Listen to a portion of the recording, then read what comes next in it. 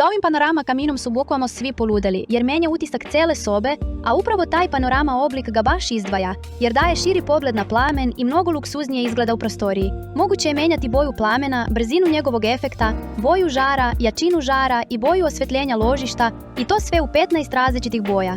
Uz 3 načina montaže i smart upravljanje putem telefona ili daljinskog, lako ga prilagođavaš svom prostoru i raspoloženju.